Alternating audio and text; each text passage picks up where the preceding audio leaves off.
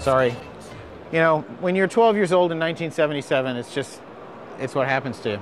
Anyhow, this is Fine Mold's very cool, upcoming new 1/48 scale TIE Fighter. And I'm very happy about this. Back in the day, I remember telling Suzuki-san at Fine Molds when he asked me, you know, if we're going to do something in 1/48, what should we do? And I said, well, of course, the X-Wing, and of course, the TIE Fighter. And I also asked for a Y-Wing, by the way. We haven't seen a Y-Wing in 1/48 yet, but keep your fingers crossed. Anyhow, I do have permission to touch this, by the way. The new 1/48 TIE Fighter, if you take a look up at the wall here, the parts breakdown, if you've built the 1/72 kit, is going to look incredibly familiar. In fact, it's almost identical down to the part. Suzuki-san assures me that that's not because they were cutting corners or cheaping out on us, but with an object of this shape, that's really the only way to do it. So it's a very familiar parts breakdown, not a lot of parts here. And he also advises me that the solar panel parts here are going to be shot in black plastic. So if you're not interested in doing a lot of painting on your kit and you just want to put some parts together, it's going to look just like that, even without any painting. You'll have the black panel with the gray spokes. How cool is that?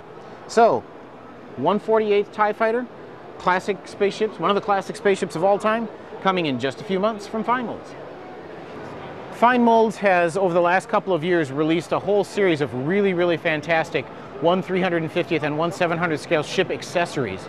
But they've never done a ship kit before until now. Boom, here we go. Fine Molds is going to release a 1/350th scale kit of the IJN Destroyer Ayanami. Now this is actually what was called a special destroyer. Just to give you a little bit of historical background, this was a destroyer that just before World War II, the Japanese beefed up into weaponry and armor levels that were unheard of for destroyers. So at the time these first sailed, these were the most powerful destroyers in the world. And that's why Fine Molds decided to do a kit of this.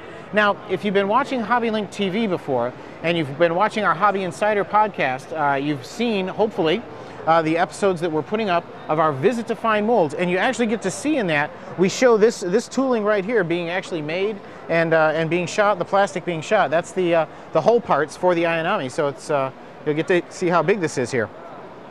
It's the first ship kit ever from Fine Molds, and knowing what I do about the work they've done with their accessories and with that amazing laser mold cutting machine that we saw in that podcast, the detail on this thing has got to be fantastic. I can't quote as to the accuracy of this, but knowing Fine Molds, it's probably going to be just about a perfect representation of the Ayanami as you can get. And